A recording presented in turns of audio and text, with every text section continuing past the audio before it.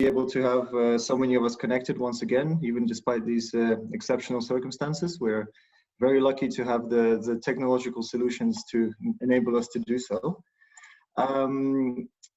Yeah, so with that in mind, thank you all for your time, and welcome to this regional consultation, which is hosted by the United Nations Environment Programme, which will be covering the UN Environment Assembly resolution on sustainable consumption and production. So this consultation is organized jointly by the UN Environment Programme, UNEP, and our technical partner, the Center for European Policy Studies, or CEPS for short. So we're very happy that you've all found the time to join this consultation today, and once again, a warm welcome to you all. My name is Alex Lashinsky. I work at the UNEP Regional Office for Europe, and I'll be introducing and facilitating our consultation today. So as I already mentioned, our discussions will revolve around the UNEA 4 resolution on innovative pathways to achieve sustainable consumption and production, which was adopted back in March 2019. This resolution was sponsored by the European Union and its member states, Colombia, Chile, Indonesia, and Japan. The resolution recognizes that achieving sustainable consumption and production, or SCP for short, is essential for sustainable development, and it invites member states to consider such approaches when developing relevant national plans and policies, in order to improve resource efficiency and move towards a more circular and inclusive economy. To support the implementation of this resolution, UNEP has been convening a series of virtual consultations throughout all its regions in the month of September this year. This is in preparation for the 5th session of the UN Environment Assembly that is going to be held in February 2021. So these consultations and the implementation of the specific mandate of the operative paragraph number 15, which my colleague will present to you shortly, are made possible thanks to the financial support of the European Commission, whom we are also very glad to be welcoming on this call today.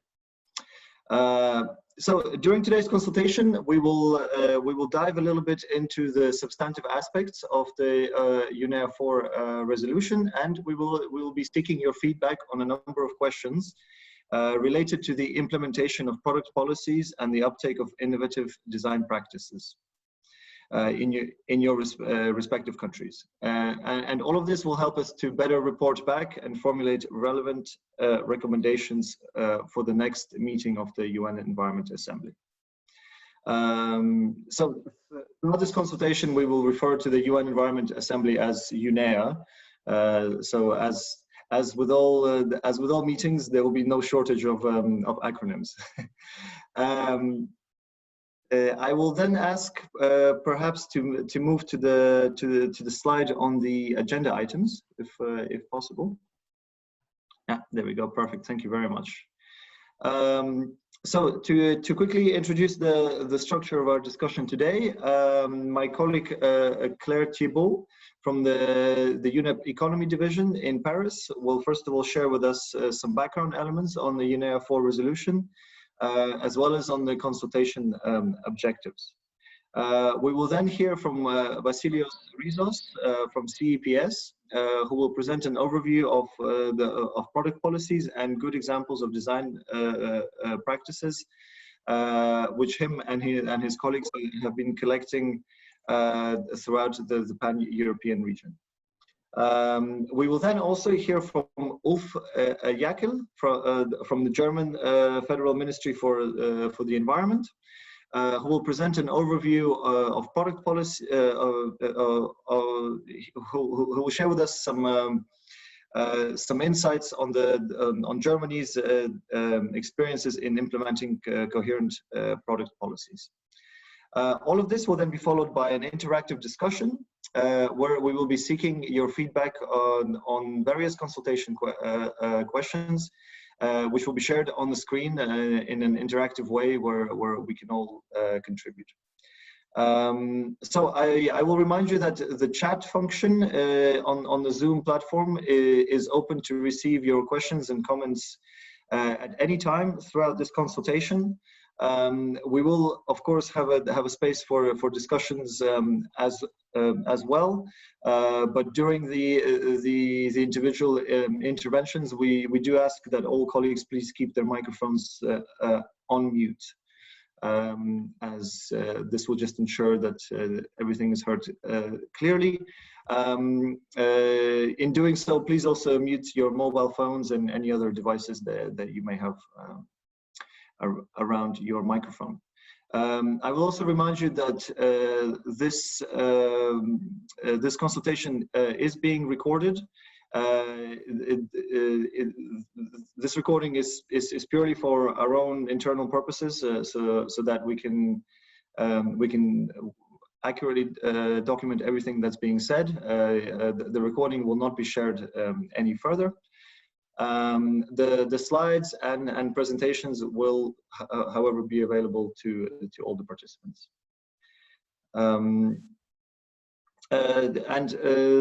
Last but not least, I also wanted to remind you that even if you do not have the possibility to comment or take the floor during this discussion, myself and my colleagues are also accepting written submissions and comments until the 7th of October. So with all of this in mind, let me hand over to Claire, who will give us the first presentation on the UNEA 4 resolution. Thank you very much, Alex. Thanks. So as Alice has just presented, the purpose of today's consultation is to specifically look at the ask of the operative paragraph number 15 of the UNEA 4 resolution on innovative pathways to achieve SCP. Essentially, it requests UNEP to submit a report providing an overview of best practices on the design of products and services which minimize harmful environmental impact, and an inventory of coherent product policies which aim at decoupling economic growth from environmental degradation through SCP. UNEP is also requested to provide recommendations for considerations at UNEA 5. So, in response to this resolution, UNEP will submit 3 deliverables, which will inform UNEA 5 discussions. If you can move to the next slide. So first, we will submit a global inventory of coherent product policies. Second, a collection of good examples of design practices of products and services and their impact. And lastly, a set of recommendations on the potential of these product policies and innovative design practices of product and services to support the transition to SCP. So what we would like to hear from you all today are your insights, your expertise, and your knowledge about difficulties, challenges, but also best practices and success stories, so that UNEP can collect and build on that information. Allow me to share with you a definition of the concept of product policies. Product policies refer to all the policy instruments which aim at minimizing the negative impact of a product throughout its entire life cycle. Product policies therefore cover a range of policies from the tracking of natural resources extraction, the uptake of green technology, the use of chemicals, the facilitation of the implementation of industrial symbiosis, to policies on eco-labels, green public procurement, and also waste management policy instruments such as EPR schemes. We have 3 questions, key questions we would like to pose to you during this session, and which we have shared with you in advance by email. you'll see that they are anchored around the key elements provided in the UNEA4 resolution, that is the product policies and the design practices of product and services. We encourage you to make your voice heard. We look forward learning from your experience during this consultation. If we can move to the next slide. Following today's consultation, you are encouraged to continue sharing details on your national experience in implementing product policies. We also continue collecting design stories from businesses. So I do encourage you to share information on good examples you have come across. And let me now give the floor to Vasileios Rizos from SEPS, who will give us an overview of the elements on product policies in the pan-European region we have collected so far. Thank you. Okay. Okay, thank you, Claire, and I will try to be as concise as possible. So now we're just going to present a brief overview of the work we have been doing basically in the last couple of months in creating an inventory of product policies. Now, this work basically consists of two steps. First of all of you should have probably, hopefully, received an invitation to fill out a short survey in July. And basically this short survey serves the purpose of collecting some initial information on the product policies, on the policies that you have in your countries. Now, after filling out this survey, the second step consists of conducting short bilateral interviews with you in order to gain, of course, a better understanding of what policies you have introduced, what are the key lessons in the development and implementation of these policies, and of course, whether there are any lessons learned for other countries. Now, this process is still very much open, as Alex mentioned earlier. Vasileios, if I may interrupt you, we're hearing a lot of echo from your microphone. You may be connected through two devices at the same time. But I'm not. Do you still hear echo? Okay, now it's actually now it's better. Yeah. Okay. Well, now I just closed the Teams. That's much better. Okay. Yeah. Shall I start from the beginning now? Were you able to hear what I? I think maybe from the beginning would be better. Oh, okay. So what I was basically saying is that our process consists of two steps. First of all, collecting information through the service, and secondly, conducting interviews with you. And this process is very much open, so we'll still hopefully receive more response to the survey and even interest in conducting interviews with you. Now, as you can see here, there are a team of seven SEPS researchers involved, and probably you have been hearing from different people at different times. We can move to the next slide.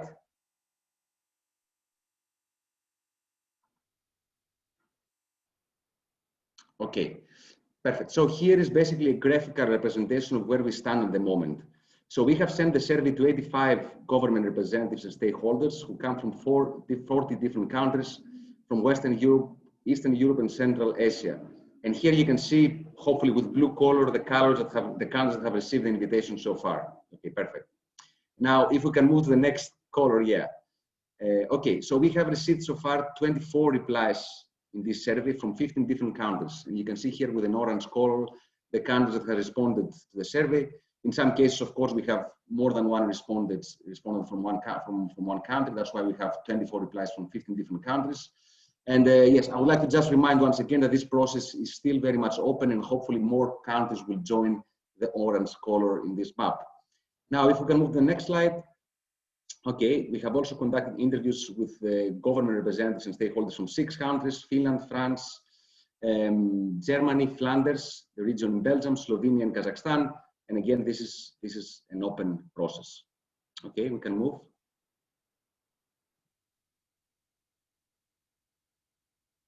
Next slide. Okay, perfect. So what we basically did here is that we selected some examples of policy frameworks and policies that we have collected through the online survey, through interviews. Please move to the previous slide. Sorry? Could we change this to the previous slide, please? With the table. Yeah.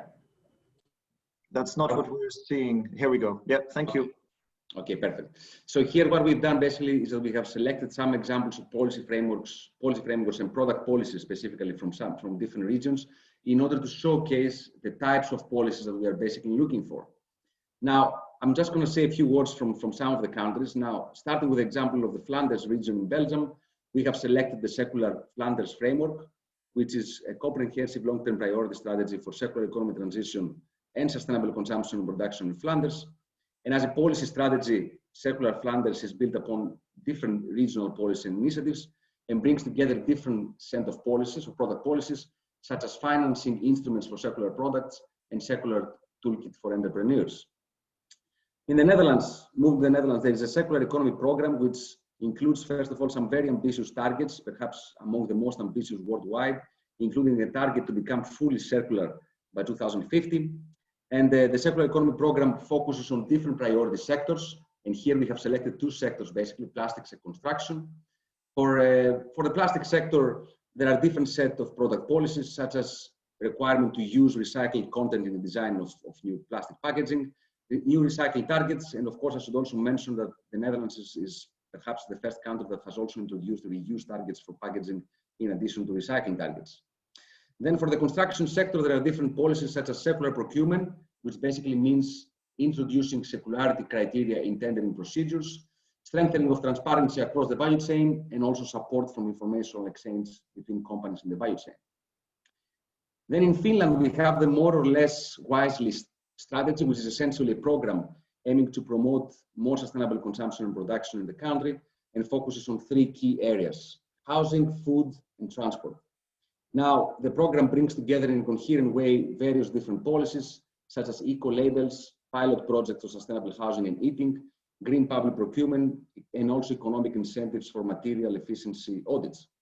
Now, one example of creating synergies between these different instruments in a coherent way, of course, is the use of the eco-label scheme in green public procurement in Finland.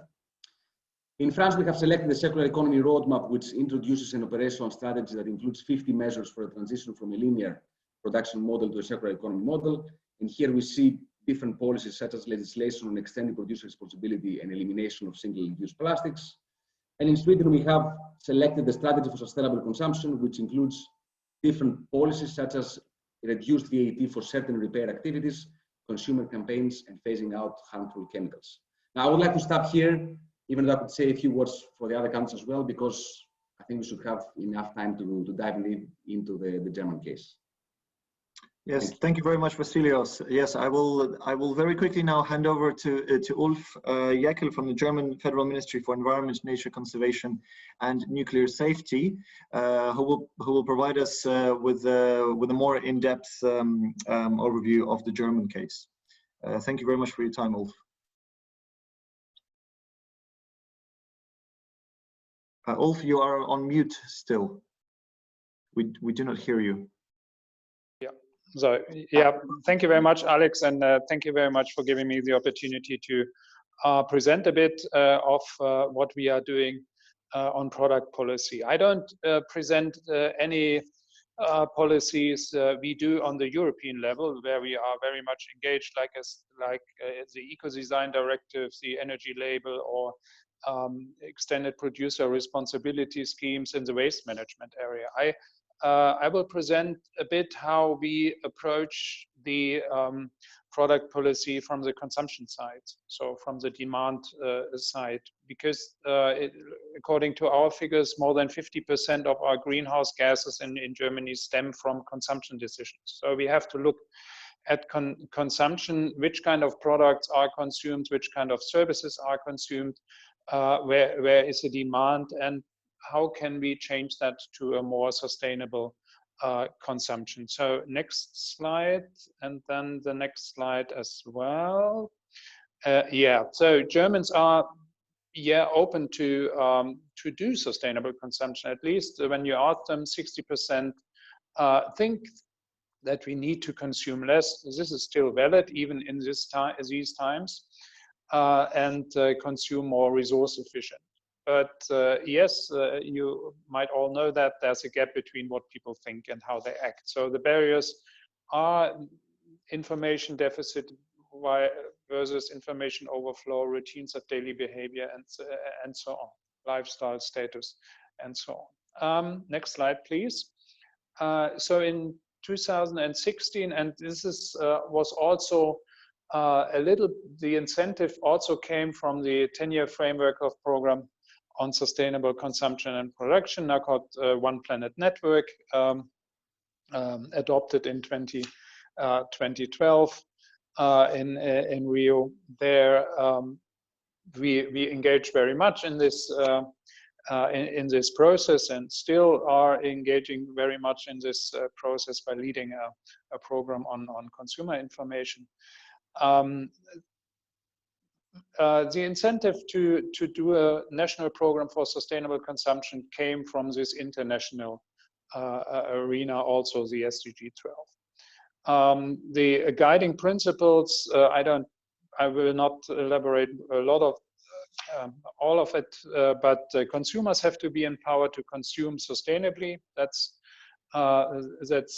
necessary, and sustainable consumption needs to evolve from niche market into mainstream. And there we follow the life cycle approach. That means that we don't want to outsource any of the problems. Next slide, please. We have cross-cutting instruments, including eco-design, sustainable public procurement, environmental and social labels, social innovations, and of course we have a monitoring. Next slide, please. The program has 6 fields of consumption: mobility, nutrition, home and living, as well as work and office clothing and tourism. How do we do that? I think this is the interesting part. You can read the other issues, what we are doing in the 6 fields when you get the presentation. How do we do that? We have established an inter-ministerial working group on sustainable consumption. All the ministries sitting together, the last meeting was yesterday, all the ministries relevant for consumption are sitting together and discussing how can we improve consumption patterns, how can we make it more sustainable. So this is a big step forward. Seems quite logic, but it's not always the case in the governmental work that you sit together and think how can we do it together. We also initiated a competence center for sustainable consumption, where a number of ministries are engaged with their agencies, with organizations. They are commissioned to do that. So this is a one-stop internet information platform. They are doing workshops on specific issues. They are helping companies in get some fun, be part of some funding programs, and all these kind of things. So there is somebody taking care of it, which is important. Yes, and of course we have a monitoring by concrete indicators in the German Sustainable Development Strategy, which is organized like the Agenda 2030. 4 indicators are the market share of sustainable products.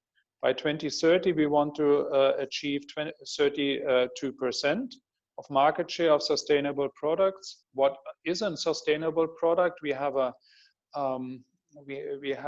process in our government where we assess the ambition and the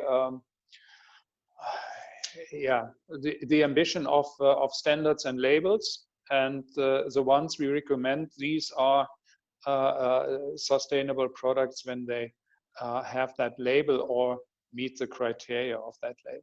Then energy consumption and greenhouse gas per capita for consumption purposes. This is very important. There we are looking for a constant decrease amount of food waste. We want to halve it by 2030 to 2025, sorry. And sustainable public procurement of cars, an important thing in Germany, and if the federal level goes ahead, then others might follow the governmental level, and there we have a emission target which is quite ambitious. Next slide, please. We also use public procurement a lot in creating markets for sustainable products. We have set up a competence center there as well. It's part of the procurement agency of the Ministry of the Interior. This is the central information point for the federal level, but also for the state and community level. There you have one email address, one phone number, and so on, where you can turn to if you need some information. And we have 30,000 procurement offices in Germany, 30,000, because of the federal organization of our state. And we from the federal level can't tell any community how to spend their money. So this is also a difficult thing, but some of the communities are even more far ahead than the federal level. Yeah, we are cooperating, we are doing training courses and so on. Next slide, please. Yeah, the last thing I want to present to you, it's a Blue Angel, you might know it. It's a first eco-label in the world, more than 40 years old. Logo given by the United Nations. If you look at the UNEP logo, it looks a little bit alike. We have got more than 110 product groups, more than 12,000 products and 1,000 companies.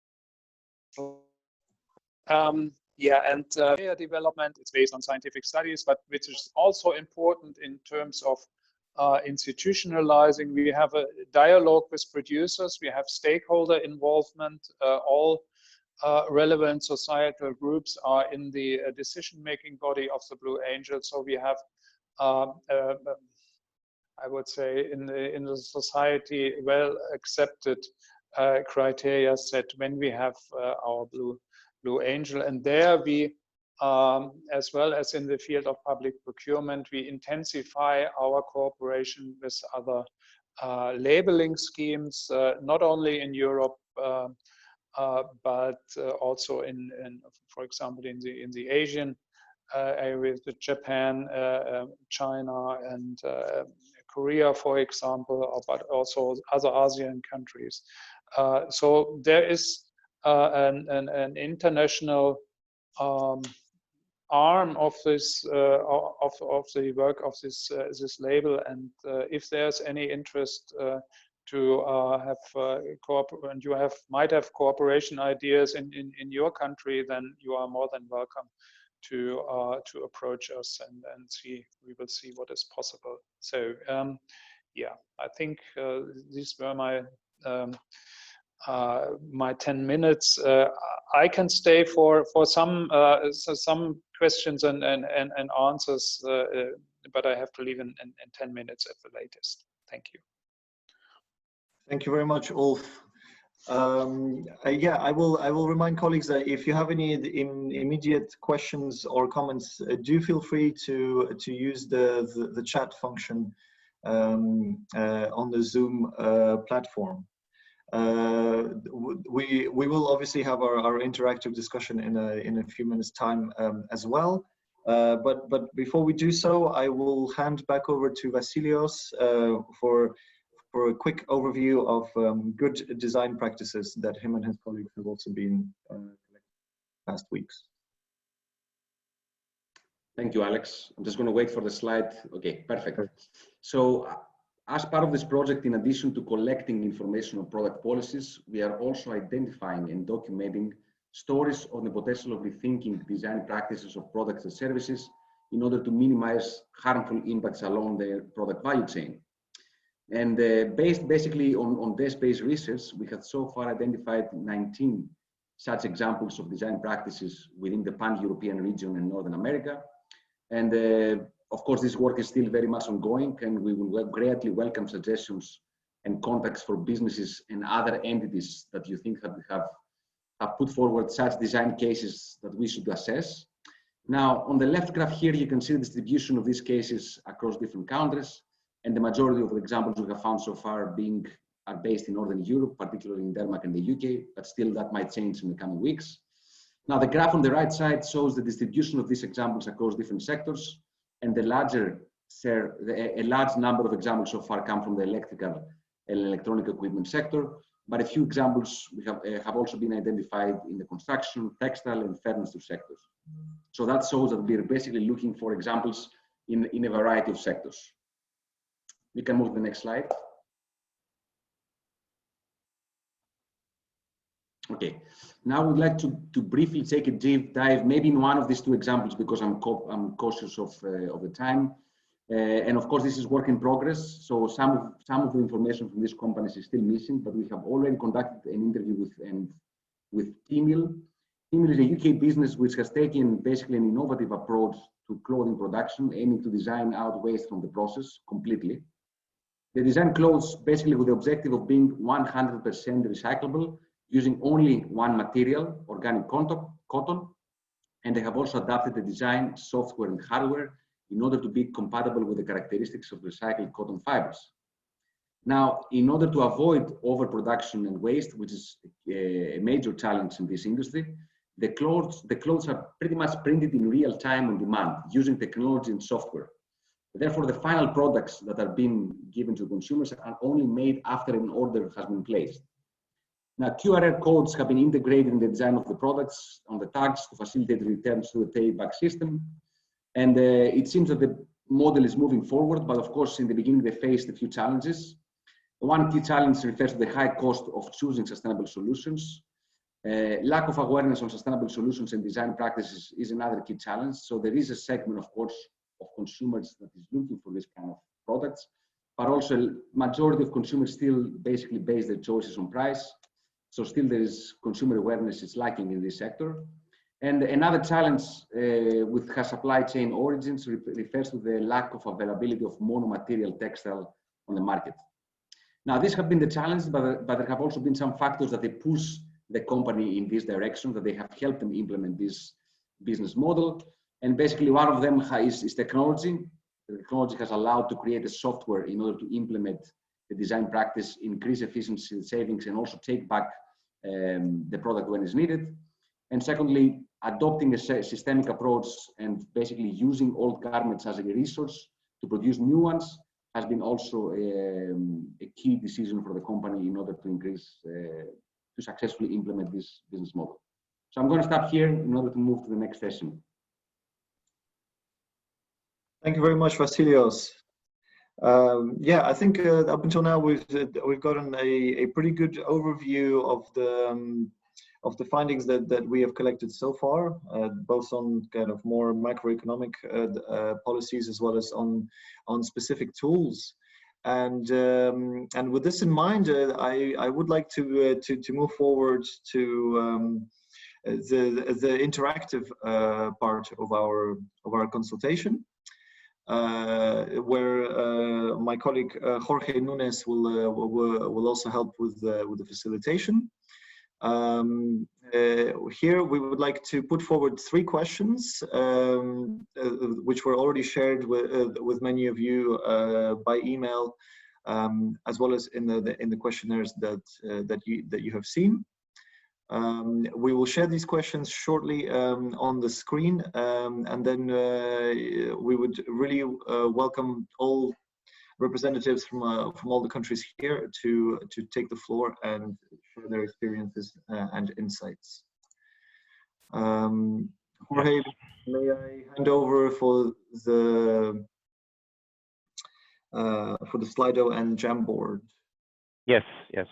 Hello. Welcome everybody.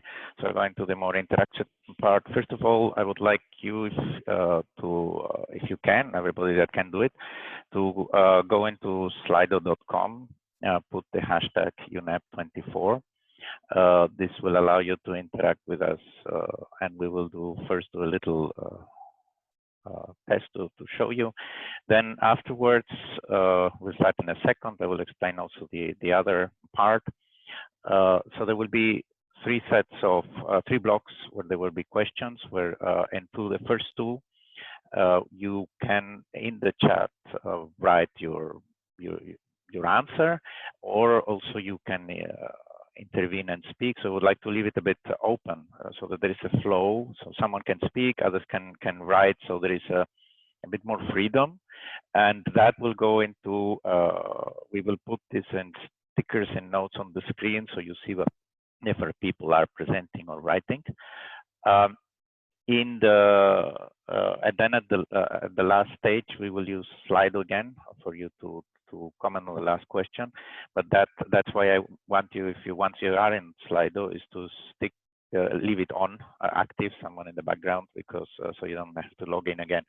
So first of all, now if you have joined in and you put the slide on, you can actually simply, I would like to ask you to put your country, so have the list of where you are, which country you represent. And like this, you also at the same time, you're testing the Slido function for the end will be a bit more, you will have to put a bit more in it. So we have an overview of people coming. If you cannot put something on Slido, you put it on the chat, then one of my colleagues will add it on it.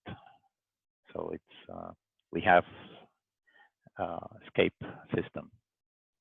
So I see that one person has put it on the chat that will be added to the Slido.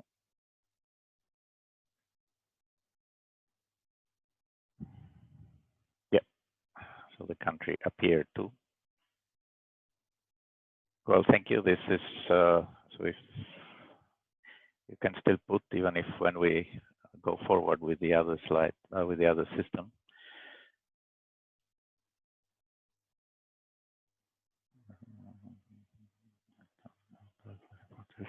15 countries by now, and there are more appearing on the chat that have to be added, so to the colleagues that are working on it.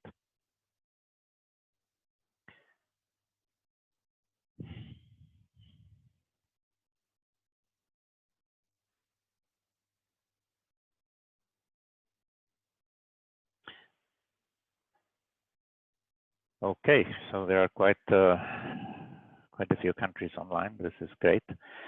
We are now going to go forward. So if someone is missing, just write it on, and even if the presentation goes on, so we have it. We will have everything, and it will appear separately for us. What we have here now, first of all, is we have questions. It's about product. The first block is about product policies. And there are 3 questions here, and you have 3 numbers on the side. The reason for the 3 numbers, that when you write the answer, when you answer, if you could just say which number, and then the color is the stickers that will appear. So there is a relationship. If it's a general answer, you just don't put a number, and it will appear into some sticker in a neutral color or whatever. So so first of all, the questions are how product policies in your country have been instrumental to preserve the environment. What are the enabling conditions for higher impact of product policies? What are the conditions that allow that? And how can you create further coherence among product policies? So I would like to ask you to write some answers in the chat, but if you have questions or you want to already intervene also locally, please do so. You can actually, if someone is speaking, please wait and just say it in the chat that you want to participate. But please, any comments by anybody? I know it's hard to start with the questions. It will take a moment before you all are warmed up to the idea of adding points, but if you can just, any countries into it, what are the conditions?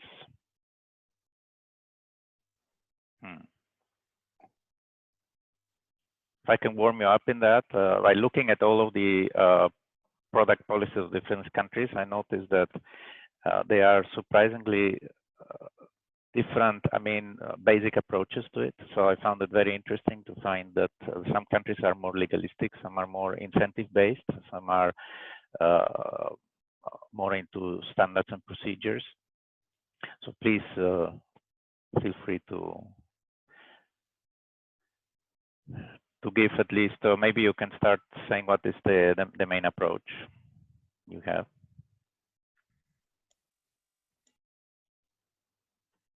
Hello, can you hear me? Yes. Yes, hello, good morning. Sylvain, hello, how are you? Hi, good, thanks, and you? Good, good morning. Fine, yes. Some comments are appearing, yes. Good. Good morning, everybody. Thank you for the presentations. I think that the first question is quite difficult.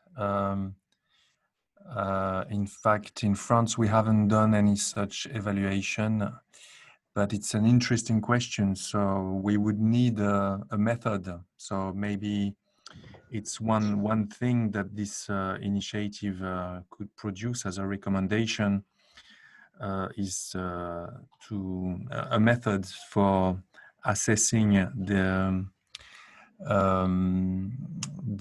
positive impact of product policies on environment protection. And for the second question, I think that participation is key, and also acceptability. And that was reflected in the presentation of Ulf. I find that we are reaching attention in environmental policies, and in France we feel it quite strongly, is that on the one hand the citizens, they ask for more environmental policy, including product policy, but on the other hand some of the measures are quite difficult to implement. We saw it obviously 2 years ago in France with the social movement Gilets jaunes against the carbon tax. Of course, some product policies such as eco-design and eco-labels and so on can be more popular and get less resistance. But there are discussions at the moment in France about air travel and also a possible new tax on cars based on the weight of cars, because cars are getting more and more heavy. But immediately there's also strong resistance from lobbies and also from car drivers. And then I would finish, the third question, how to create further coherence. My thoughts are about participation again. In France, for the roadmap on circular economy, we gathered all the stakeholders through a very participatory process, and that was very positive. And then it's really much better for the consensus building and for the acceptability of the measures that come that were included, discussed, and then included in this roadmap. And I also found very interesting this Inter-Ministerial Working Group on Sustainable Consumption in Germany. Thank you. Oh, thank you. That's a good start. You have effectively, France is having a very large number of measures that are especially being reinforced now and getting bigger. I see a lot of messages here. I find from different countries, the different options that are available. So we have here in the UK, I find you're speaking of voluntary agreements. This is another an enabler. So it's a direction, and that was this means there's really an incentive-based scheme as one of the parts. So that's another way of approaching solutions. alignment. So thank you. This is really interesting what is coming.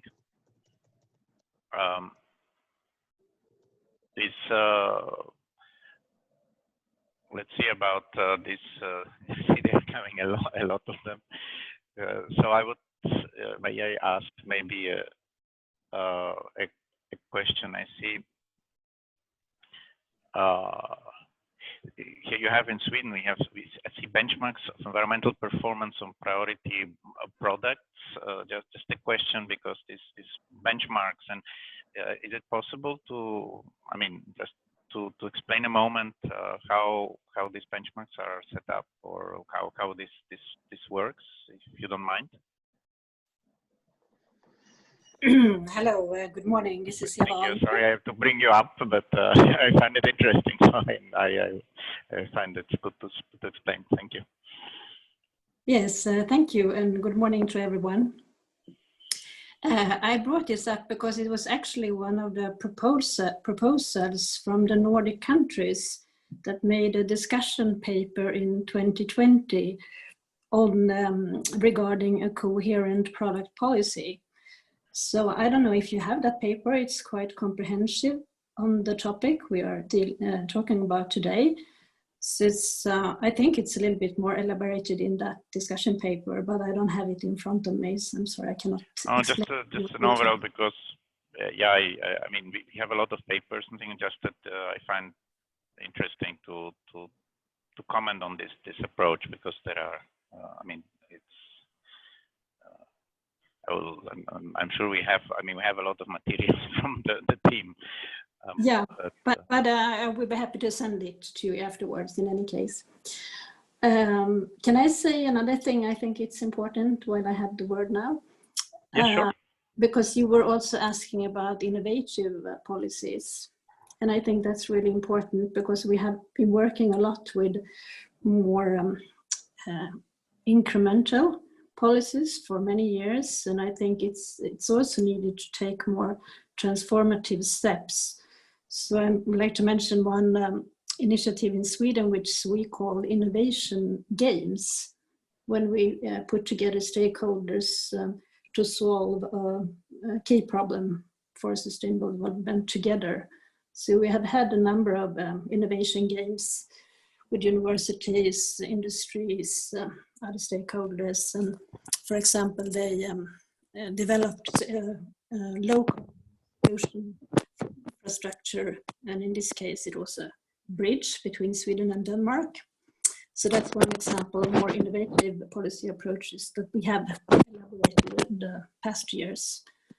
And my other example would be how to use behavioral insights in environmental product policy systematically. For example, to change behavior when it comes to single use of plastics and many other cases. It's very, that's very interesting. Effectively, the behavioral parts, what you see, it's of the different approaches there, quite a lot. So it's interesting to see how different countries also have different weights on what kind of instruments they're going to use. So that's very interesting. And we are. The screen is getting full. Yes, please. Yeah, I was just going to mention that we are cooperating on that approach within the 10-year framework program, the program on sustainable lifestyles and education, which is co-led by Sweden and Japan. Yeah, that's very interesting. I see that we are getting a new slide to survive the comments. But that's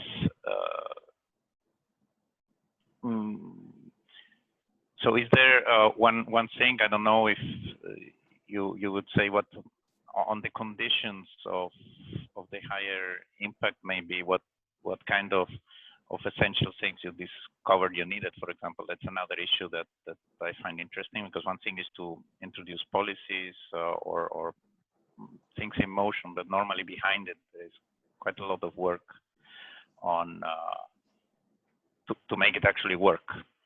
also if you have also ideas on what are the essential conditions in the back, that's also quite interesting, because a lot of countries have in many policies, not only about this, I'm speaking in general, introduced big ambitions and big policies, but then afterwards it was not moving. So I wonder if you have specific comments on this, of what has made it work, or what has made it not work at the beginning, or is not functioning. Is there something essential to be done? That's one of the things that's also interesting to comment about.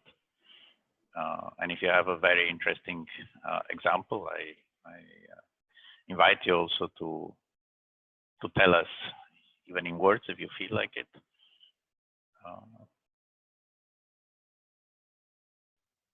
So digital product passports, are really a lot of policies appearing here.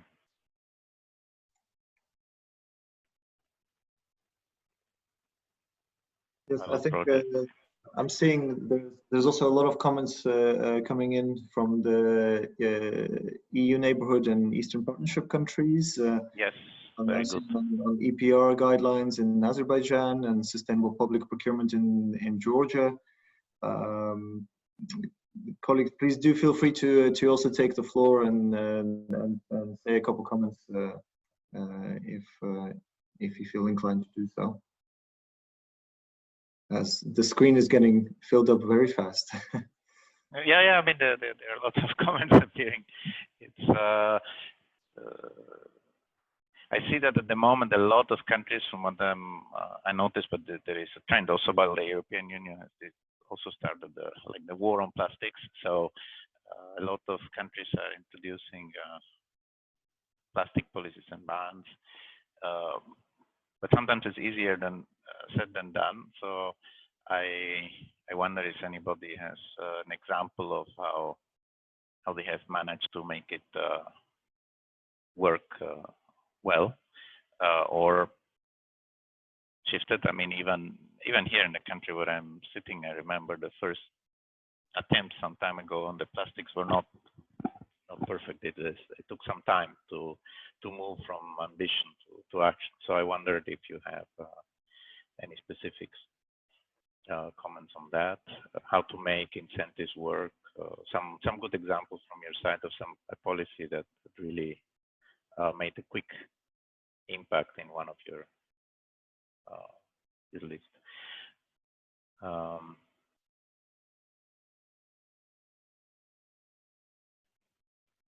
Here I see in Azerbaijan, it's speaking about you're working on a.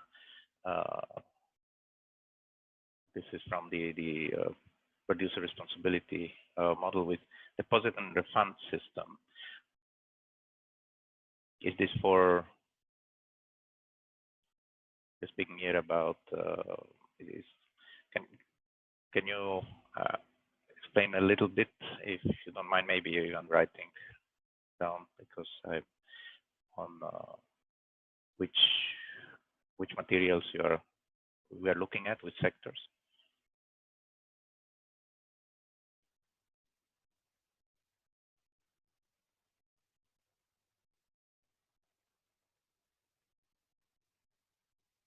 I noticed that a lot of you have, as a driver, the association agreements with the EU. That's interesting.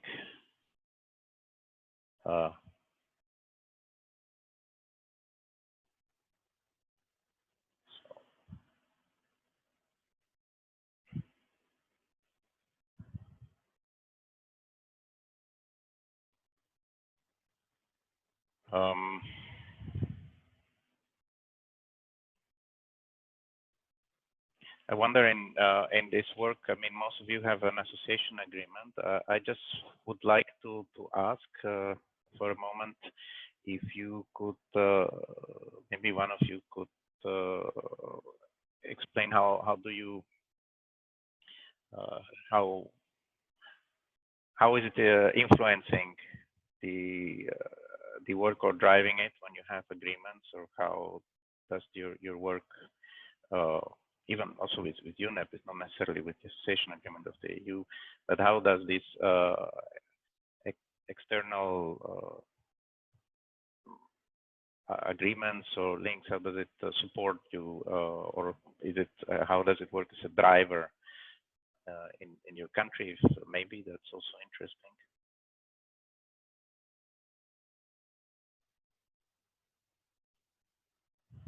I think you all prefer to type, but it's we are getting here a lot of information. We have to digest all of it.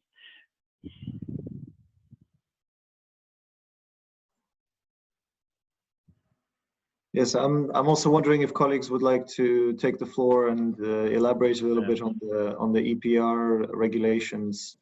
Yeah, the EPR is an interesting part. Effectively, this seems to be quite the common topic. It appears quite often, yes. Yes. If anyone would like to say a few words about the specific products that their EPR schemes are covering or that they envisage to cover.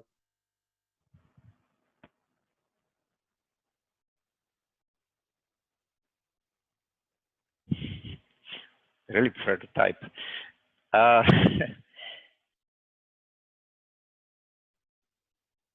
I see here a model also in Belarus. You have a model for packaging through deposit refund systems. Mm-hmm.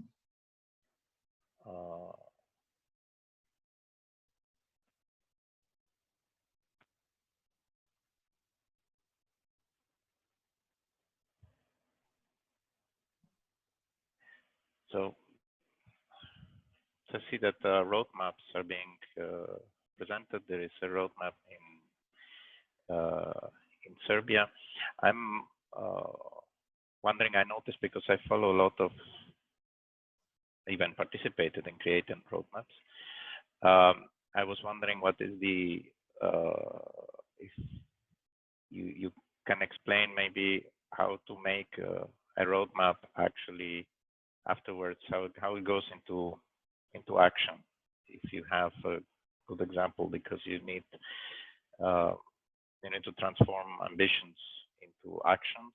Maybe you have a particular way to do it, or a particular approach. If you have any good ideas, they're all ears.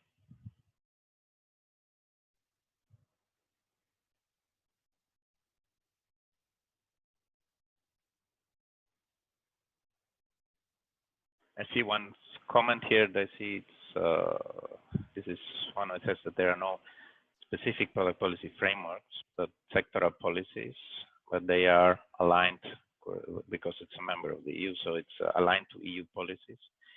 And then it will develop, there will be an action plan later. This is also interesting is there is of course the EU legislation, which here is when associations, but also membership, of course, much stronger moves. But in the end, what is important is the point is, the interesting point is then moving into a national approach to it, because the EU is usually more a directive and a target achievement. They're not always telling you what to do, how to do exactly anything. So it's interesting. Yes, I think it also speaks well to what Ulf was alluding to earlier on inter-ministerial coordination. Yes. As one of the mechanisms also for increasing the impact of these policies. So if any colleagues have experience on these types of mechanisms, it would be most welcome. Good morning. Thank you for joining, Javier. Good morning, Javier. Hi. I'm not sure the internet connection will be good enough to. Yes, we can hear you. To keep my image steady.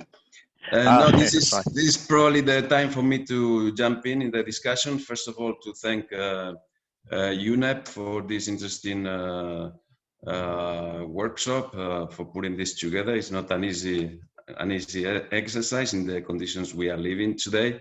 So we are very much appreciative of these efforts, and for everybody being around this very interesting discussion, which actually I realized that the SCP and circular economy is being more and more mainstream all over the world. I mean, UNEA 4, I think, made a very important effort in that regard, and then we've seen in the last few months a lot of interesting discussions and meetings taking place in fora which are not the typical fora for this, not only in environmental meetings, but also in trade-related meetings and more economic type of meetings. I was in very interesting workshops in the OECD in February, and the WTO in November last year. So I think these issues are taken more and more seriously, and this is something we all have to be happy and grateful for that.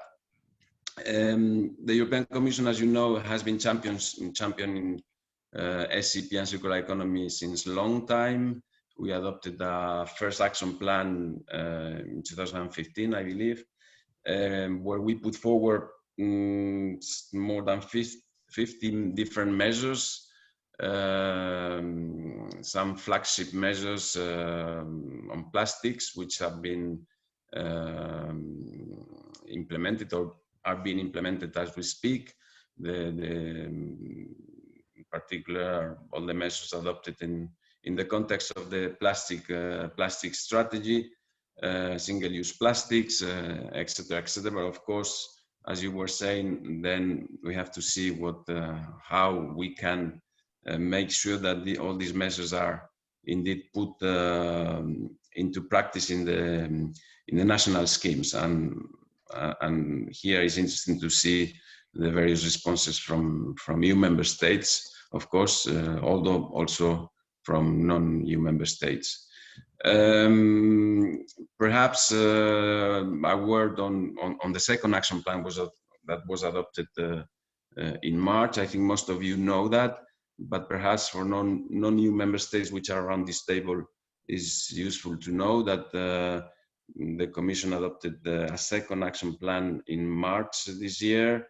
The idea is to lead action towards a more resource efficient and clean and climate neutral economy, in line with the priorities which were adopted in the European Green Deal.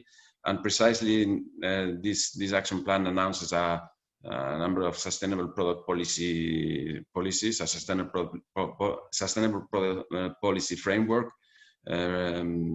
precisely to change how Europe produces and consumes. This action plan starts by proposing to transform how we design products in Europe to make them more circular and more resource efficient, reducing waste, minimizing environmental impacts throughout the life cycle. So the idea is basically to have a holistic, integrated approach to the whole cycle from consumption to production and disposal. With, of course, the idea being that we dispose the least possible and we reuse and recover the most material possible. So a new legislation will be proposed building on the success of the Eco-Design Directive and applying to all products. We are working on that. The action plan also sets the conditions to transform consumption patterns so that the citizens can contribute better. So the consumer side is very well taken into account. I think that's key, that citizens can contribute to the whole success of the circular economy models. Consumers, they will be able to choose more easily green products and will be better protected against those products that are not green. The action plan identifies 7 key product value chains where we will put forward a number of measures, in particular on textiles, buildings, batteries, electronic, food waste, plastics, and packaging. Well, I think that's by way of breaking the ice a little bit also, and allow others to react to this little introduction. Oh, thank you. It's very very useful to hear the experience. I mean, Spain effectively has launched a very ambitious circular economy program very quickly. In fact, I mean, there was movement for some time, but this is quite a jump from the previous strategy to the new one. Is quite more powerful, if I'm right. It's been a qualitative improvement on what has been done before. And this one goes beyond. Am I right on that? To say so. Say it again. Because there was the circular strategy, was one strategy, but this one, the present one that was announced not long ago, is quite a big jump compared to the previous one in ambition and in scope. Yes, it is indeed. I mean, circular economy, sustainable consumption and production was flagged in the European Green Deal as one of the top priorities, and I think we have to live up to the ambitions of the European Green Deal and the policy priorities of the new Commission. So, indeed, we can say that is a big jump. Hopefully, not too big that we will jump into the empty space, but rather bridge with the work that we started with the first action plan. To complement what I said before, one important thing is that we cannot just do that on our own. The European Union is not alone, and consumption and production is very much has lots of dimensions, and the external dimension is key, and therefore we are giving also a lot of attention to how to develop and make sure that other partners follow up also and complement what we are doing. And that's why we have announced a number of measures which will have an external dimension angle there. And in particular, we are working on launching some kind of alliance precisely on circular economy and resource efficiency, building up with our on our discussions with our partners and like-minded countries. I believe my colleague Luca Marmo is online also. He can also say a word on that, because he's been working in the last few months on this particular initiative. And of course, I mean, we are also pushing to have a meaningful discussion in the plastic sector, and we aim at having down the road some kind of international agreement to deal with the plastics issue, and we'll continue to push for that. We hope that UNEA 5, in spite of the circumstances that we are living and the format that is not yet clear how we will play out, we hope that UNEA 5, in whatever form takes place, we will be able to advance these issues with other partners. Yes, so you just mentioned your colleague there, that you have put her on the spot. I think it's very interesting when you spoke about the external dimension, because that's UNEP is external dimension. It's not also even because there is EU, but there is also the associations and the UNEP work. And one of the roles of this project is to actually promote the exchange of practices and to really think together. So if you have an external dimension, it would be very interesting to hear a few words of how this works on creating these alliances, and what countries to approach. Do you have a particular group you're focusing on? And it is interesting to find this some points on it. Is it okay if I ask to say something about that? I think Luca is around. Yes, I'm here and ready to intervene. The floor is yours. Thanks, Jorgen. Thank you, Javier. Good morning to everyone. Thank you for the opportunity to be with you today.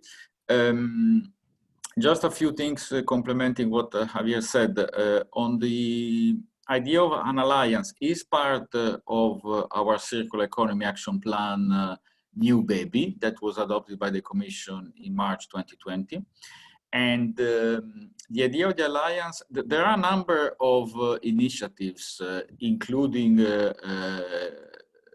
some where UNEP is involved. For example, the 10-year framework program on sustainable consumption production. There is page on green economy. There is PACE, the platform for accelerating the circular economy. There is the World Circular Economy Forum. So there are a number of initiatives at the global level that are pushing for sustainable consumption, production, resource efficiency, and circular economy. But what we thought from our side is what is missing is a kind of alliance of mainly governments, of course, supported by stakeholders, but governments that would push for the idea of a circular economy and resource efficiency, a better use of natural resources at the global level, and do this in fora such as the UNEA, so the Environment Assembly of the UN, at the General Assembly of the UN, so the level of heads of state and governments, and this alliance, which is in the making, we are doing it together with UNEP and UNIDO, would, as a first step, try to involve those countries that are already converted, that are already acting and working on circular economy. And there are a number of countries across the world with which the EU has sometimes specific dialogues, but not only. There are also regional alliances. The first one that was set up a few years ago is the African Circular Economy Alliance. Latin America, again through UNEP, is being setting up a coalition to address the circular economy in that region. So our global alliance could also be a kind of federation of the regional ones. At the European level, we have our circular economy stakeholder platform and all the work we do within the EU and with our neighboring countries in terms of implementing the European Green Deal and in particular the Circular Economy Action Plan.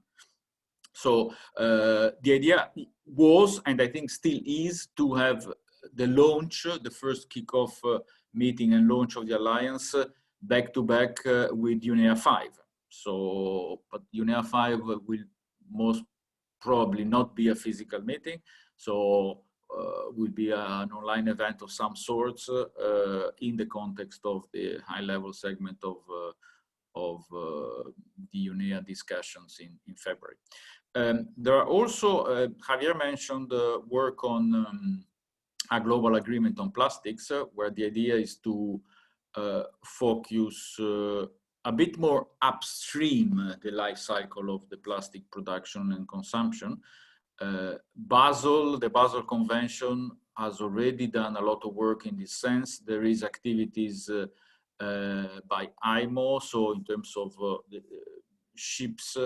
But what, again, we think is missing is looking at the upstream dimension in terms of the production, the design. So all the aspects that were mentioned before. I think also our UK colleagues mentioned the issue of single-use plastic products and not only.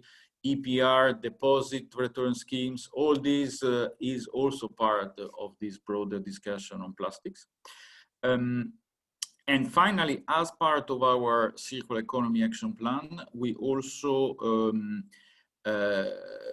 said that we should be working towards a so-called safe operating space, something that UNEP is involved with in the context of the International Resource Panel, a safe operating space for the use of natural resources. So how much land, how much water, how much soil resources, how much biomass we can use and exploit before we hit planetary boundaries, before we get to tipping points that will not allow the planet to survive anymore.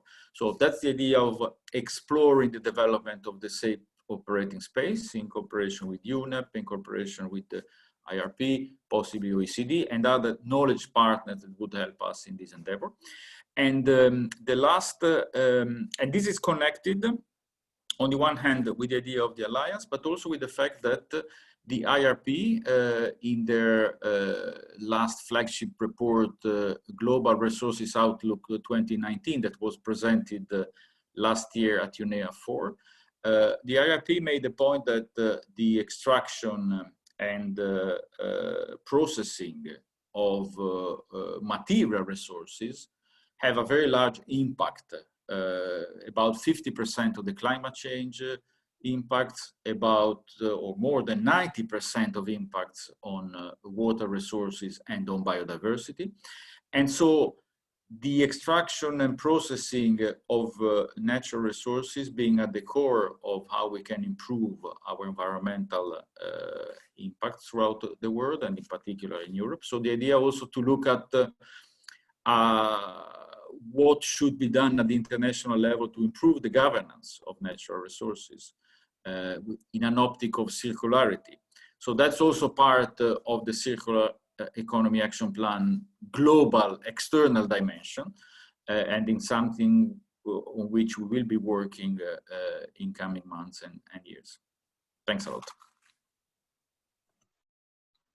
Thank you very much, Luca. I'm also seeing a lot of comments coming in from EU Eastern neighborhood states. Many comments from Moldova on the packaging tags, on eco-labeling, material coordination. There's also the harmful production tax in Armenia. Just seeing as we have maybe 3 or 4 minutes left, I was wondering if any of the representatives of non-EU member states would like to take the floor.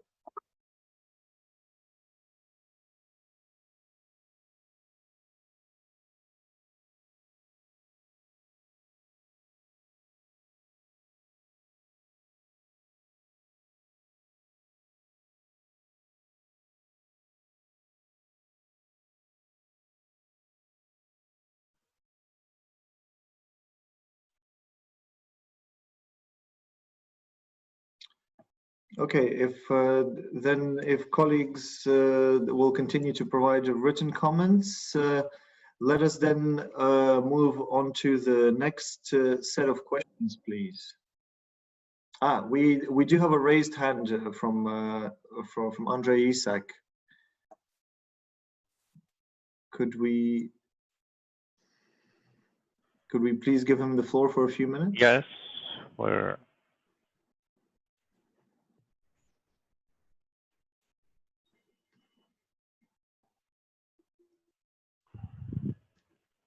Andre, sir. Andre, are you unmuted? Hello, I think you could hear me, and I also yes. with the camera, maybe you also could see me if this is technically possible. Yes. Yeah. Yes, there you are. Please, floor is yours. Okay, thank you very much. First of all, I would like to thank you for this opportunity for the countries of Eastern Partnership also to join these consultations and to hear from encouraging and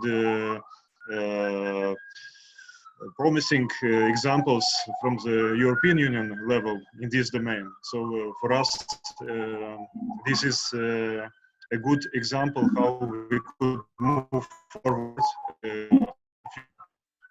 And I think that this opportunity which we have now with the new European Green Deal and with the possibilities which we could follow in the region, open additional possibilities to align the national policies with the sustainable consumption and production. We are not so much advanced as EU countries in this domain, and unfortunately we did not participate actively in the preparatory stage of this event, but hope we could get in track with these activities in the future. Of course, we promote more sustainable procurement processes. We promote greening small and medium enterprises. We launched an inter-ministerial dialogue on promotion of green economy, but we would like, I think, in the future on our policy actions and in the updated policy documents, which we will carry out in the nearest time with the support of EU for Environment and other European processes in the country. We hope we will integrate more policy provisions and also regulatory provisions like regulations on eco-labeling, like provisions on extended producer's responsibility, provisions on promotion of circular economy in all sectors. So this will give us the opportunity to advance in the country and be more integrated at the regional level, not only due to the association agreement which we have with the EU, but also with the free trade agreement, when our companies would like to be more integrated in the regional markets and be more competitive and come with innovative processes. So we would follow also maybe eco-design approaches which are launched at the EU level and many others. Thank you very much, and we would be committed to further participate in these processes. Thank you very much. Thank you, Andrei. Indeed, Great, thank you. Many ongoing processes, and yeah, we're always happy to hear about the progress and support you further in these. Colleagues, we are already running a little bit over time, so I would like to suggest that we move to the next set of questions for perhaps 5 to 10 minutes. Jorge, yes. could we? Yeah, perfect. Yes, let's continue. Then the last one will be a quick method, but it's good to go on this one. Let's start with here we have the design practices, products and services. So we have two questions. How is your country performing in identifying and taking up innovative design practices of product services which minimize harmful environmental impacts? And what are the requirements to implement, replicate, and scale up such design practices? So this is really focusing on product design. So if you have something focused on that, you have how do you get through these innovative ideas? How do you get into the design practice? Any comments on that? That's much more specific as questions.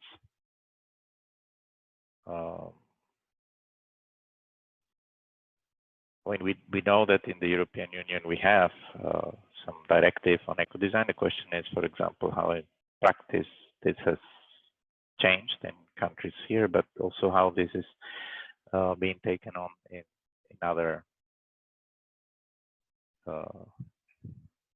countries. We had something at the beginning. Also, we were discussing issues like design of textiles.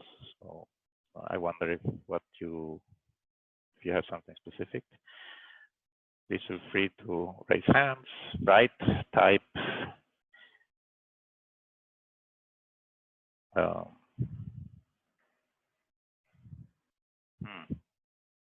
It's more difficult as a question, so we also expect that less movement here because it's much more specific. You may have even programs that are specifically targeting innovation on in these areas,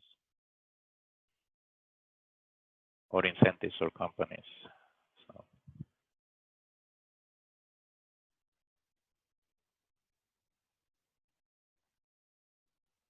There's a bit more muted enthusiasm here. That's normal. So we have here a comment already from Azerbaijan that you have here. You have an interesting thing here. You have a tax incentive that is VAT exemptions for modern technologies and equipment. So this is interesting. So it's another. You can see the approaches can be very varied. So this is really, for example, one is simply the VAT exemptions are one of the rules of fiscal incentives that can make a difference. We'll go through this a few minutes to see if you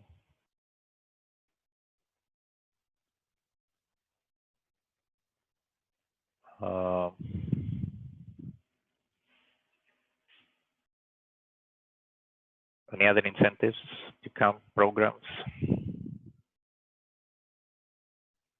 Can have innovation projects that involve the private sector trying to push them into this direction.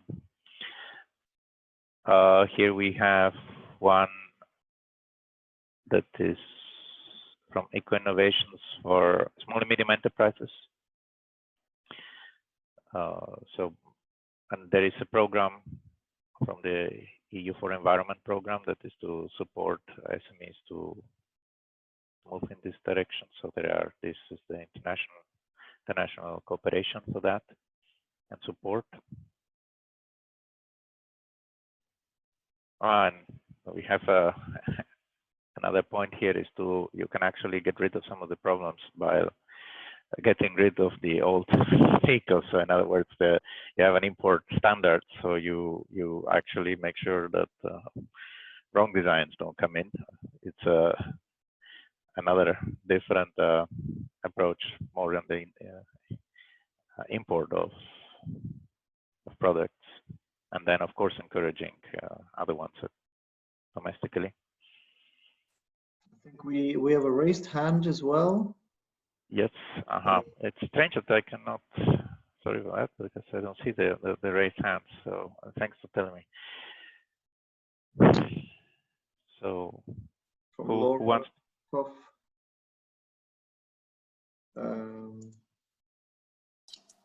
Laura, please feel free to unmute yourself. Yes, perfect. Yes, good morning, everybody. Laura Plachka from Switzerland. I just wanted to, I guess this question is about innovation and environmental innovation. And in Switzerland, I wanted to mention a tool that we have, which is environmental technology promotion.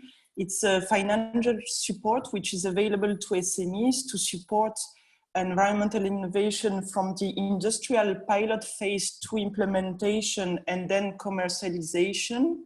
So that means that firms or project groups can submit an application to receive funding for their projects. And that really supports the development of technologies and products that can reduce environmental pollution and then can be commercialized. And I think this is also an interesting instrument to support the SMEs during the current crisis in the context of the COVID economic crisis, and that can help to take up innovative design practices and bring ideas to the commercial phases. So that was just one example. As I really struggled to type because I'm using my iPhone, I raised my hand to just give a very small example, but interesting probably, I hope. Thank you. Thank you, that's very interesting. Thank you for joining and to explaining this to us. So this is, so any more, yes, we have a question here actually that from what you just explained, there is a question if we can have any procedure to apply for what you are in the area you have. Do you mind explaining a little bit more? This is a question from Kamran that is asking if we can have more info on the procedures to apply. That Laura, that you mentioned. Is there any, yes. any additional? Sorry, what I wanted to say, I mean, just not to waste the time now for the explanation, maybe by email, you know, I mean, it can be sent, so it will be interesting for our SMEs if they don't have for the moment this type of the proposals and they don't know about the procedures. So it was just for future, I mean, to have more, I mean, information about procedures maybe by email. Yeah, but I mean, it's good for us in the sense also if it sends an email, their procedures. I mean, some advice. It's always good for us to find out what you think of what to do, because we are supposed to give you know, good examples in our work. So we are also interested. That's why I picked up your question, because it's interesting for us to find out what to apply in practice, because people want to have a little bit more than just ambitions in this. Like we have to give it a bit of the guidelines of what to do. So that's why I picked up on your question, because it's also interesting, I think, for us to have ideas on that. So you're free to send emails. I was wondering if there's something crucial that you think it would be good to share here. I don't know if Laura has any immediate short comment on that can help everybody. I mean, it's then you can the details can be done, of course, separately, bilaterally. I mean, everybody's free to work afterwards in other ways. Yes, thank you very much for the question. I think we can probably follow up by email and can put you in contact with the people who are the specialists on that to inform you about the procedures to apply and the details and answer all your questions. That would be the most efficient, I imagine. Thank you. Okay. I feel there's also from France, yeah, also echoing a little bit what Laura has said on support for eco-design projects, eco-design directive, European eco-label as well. So thanks for that. Okay, thank you. So we have here the different, yes, effectively, I mean, the European Eco-Design Directive is getting, I mean, it has been around for some time, but it's getting more and more stronger. It's getting more important with effectively, because we have the Green Deal, and design is taking a more prominent role in many areas, not only in energy. Yeah, if I may say, just to complement what you just said, as part of the second action plan for the circular economy, the Commission will propose a sustainable product policy legislative initiative precisely on this. The core of the legislative initiative will be exactly to widen the eco-design directive beyond energy-related products, so as to make the framework applicable to the broadest possible range of products and make it deliver on circularity. As part of this legislative initiative, through other complementary legislative proposals, the Commission is considering establishing sustainability principles and other appropriate ways to improve, for instance, product durability, reusability, upgradability, and repairability.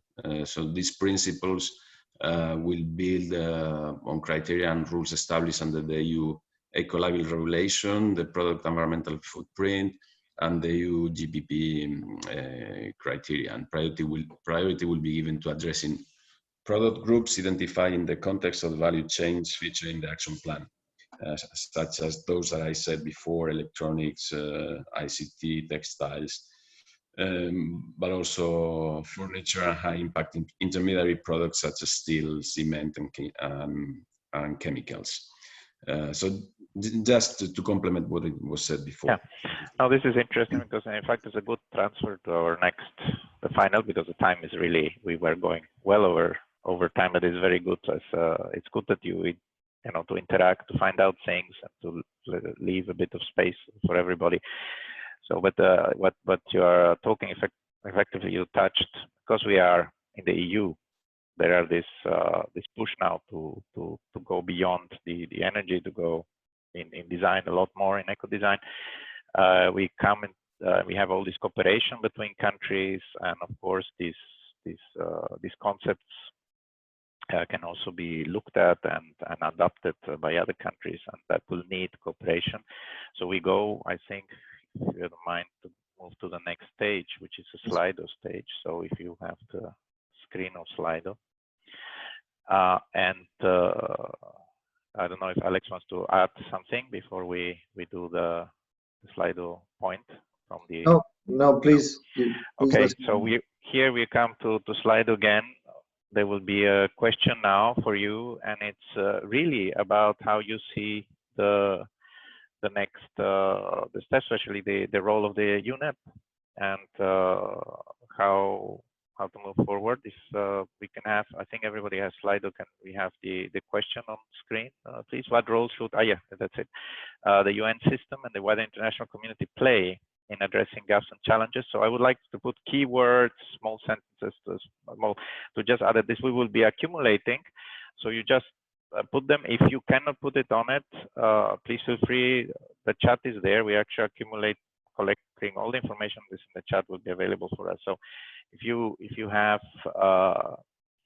comments, just start getting ideas, things you need, you would like to see, you think should be reinforced. How do you see the role and what you need in particular? So this is a closing part to collect wishes, expectations, and even suggestions of something that could be done. And yeah, here we have sharing good examples, best practices. Is exactly this, the role of this, and the project. And I hope that in the future you also use these contacts and what comes here when you see the different countries, that you then approach them, and how you so feel. I think this is very important, because one thing is to have big events at the United Nations. Another thing is how specific countries can bring the technical knowledge or share and go beyond meetings. So this is what we need. Please transfer EU best practices, regional capacity building. That's a very important part with country-specific support in this domain. Effectively, a lot of the policies, even when they become legal, it's very hard to implement without the support, the capacity, the building. We have a lot of problems between member states in many areas where ambitions don't work because of capacity issues. So this is very important. Consensus building, networking, we have there. Best practice guidelines, that's a serious part there. Common definitions, so all kinds of actual clear implementable ideas. The cooperation, strengthen the one-panel network, that's as a mechanism for the best practices.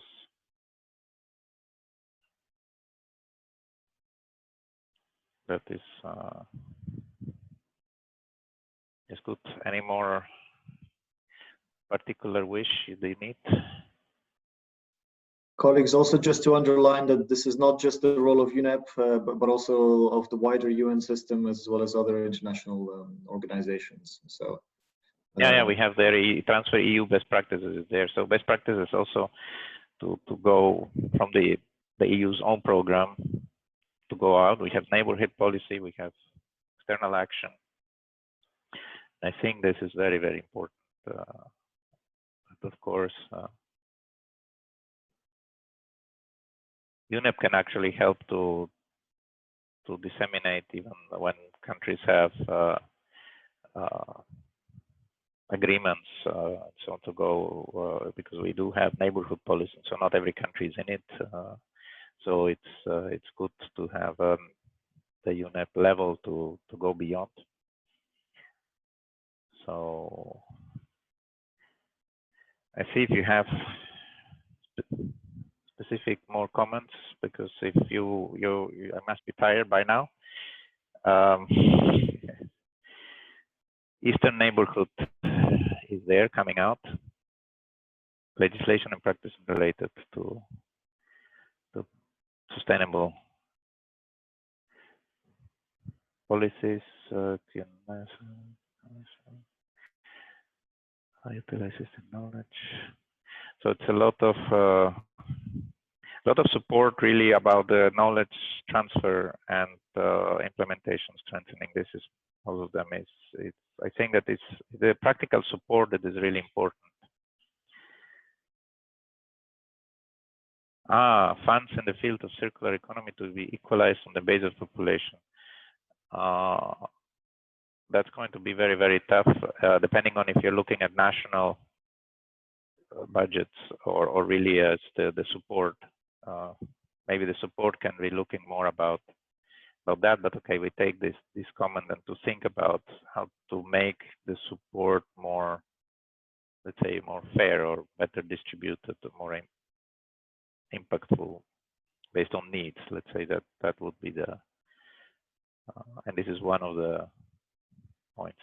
We have some coming in the chat, by the way, that need to be transferred over. I know that's appearing. That's coming. Yeah. Okay. Expertise, training, access to experience in other countries, and monitoring.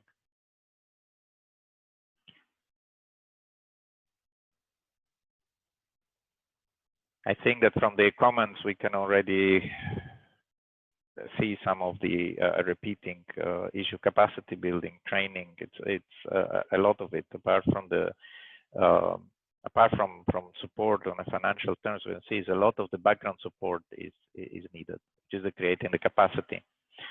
So I think that's a very serious part that comes on, and this is one that is difficult also to achieve, because many countries need to change the way they work.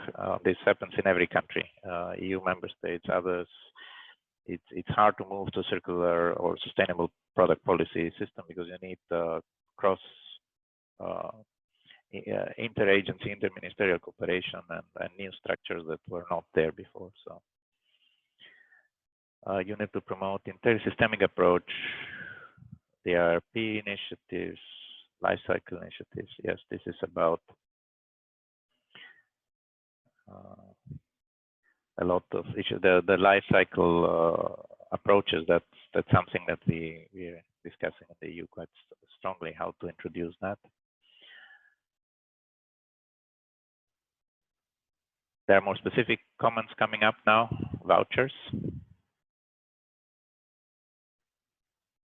So to promote innovations between and cooperation, so between different sectors. That's very very interesting. Strengthening access to open ECA data.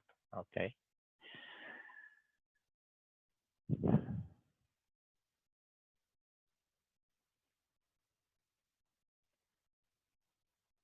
We have more comments appearing in the chat that are more and more specific. The definition of a safe operation claim. This is really a tough one. I have to say, the more one looks at it, the more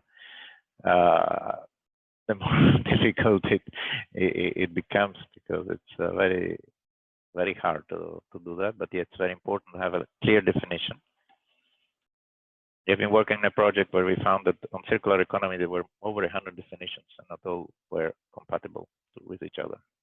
So it's very important to have clarification on safe operating space, on what circularity means, so that people speak about the same thing.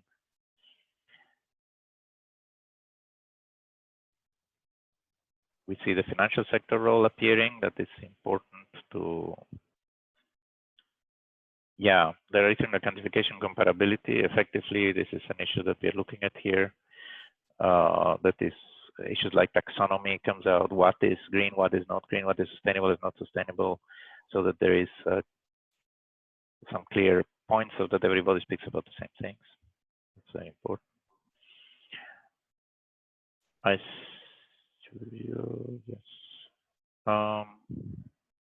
Yeah, I think we're getting to the end. We have gone over time. I don't know, Alex, how you feel about it? Yes, we have a lot of comments, lots of feedback. So indeed, yeah.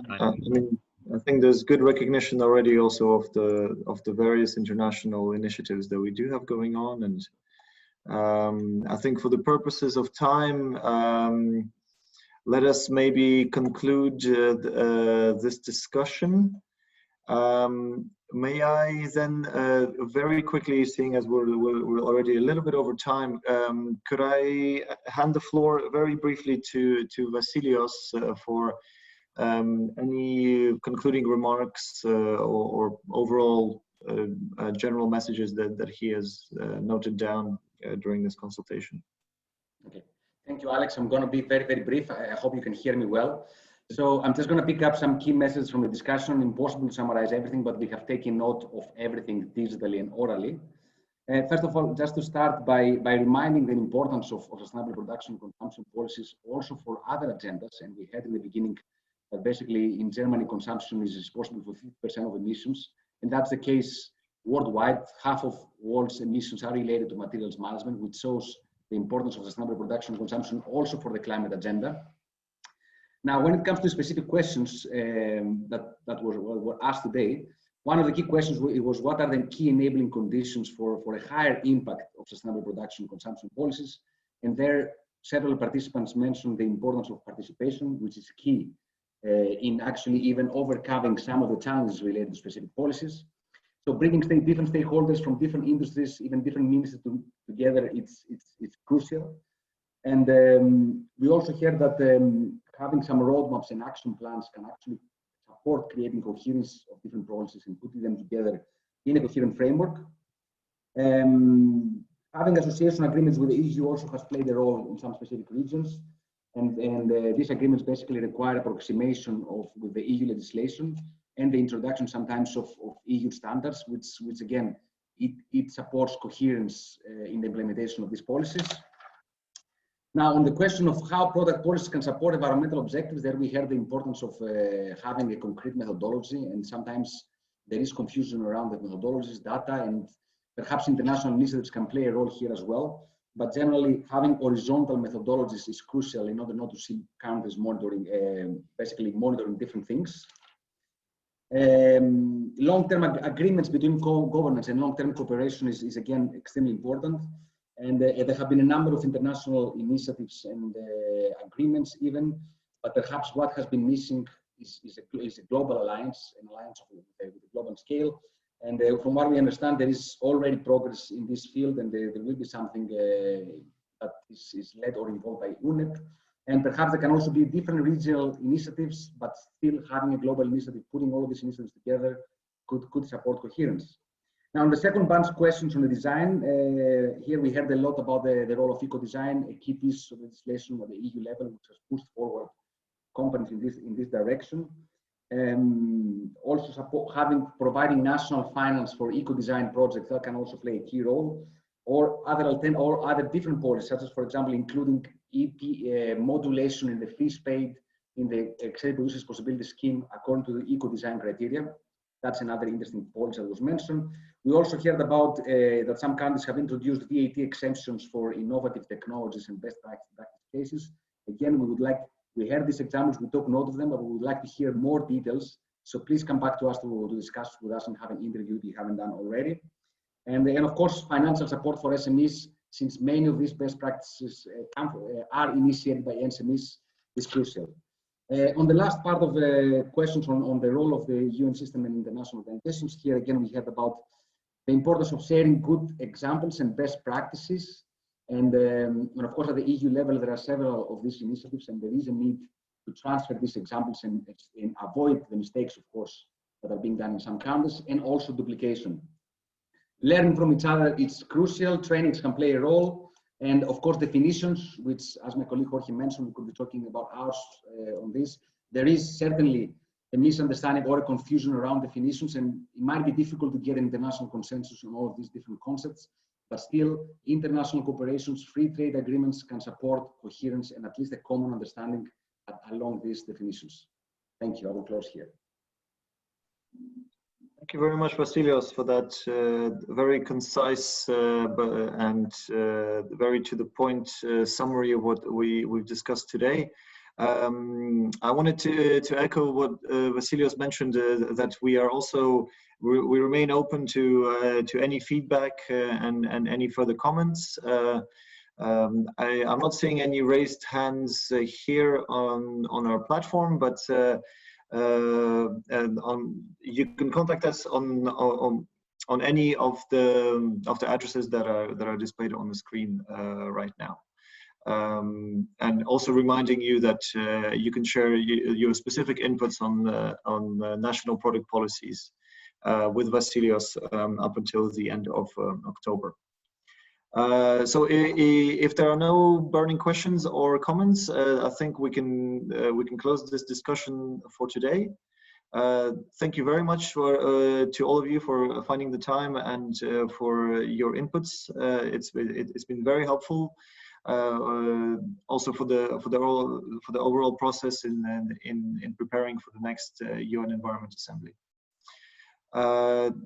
Thank you very much, colleagues. Have a fantastic day, and I hope to speak to all of you soon. Okay, goodbye. It was very interesting. Thanks all for joining. Thank you. Thank you. Bye. Thank you all. Bye-bye. Bye-bye. Bye.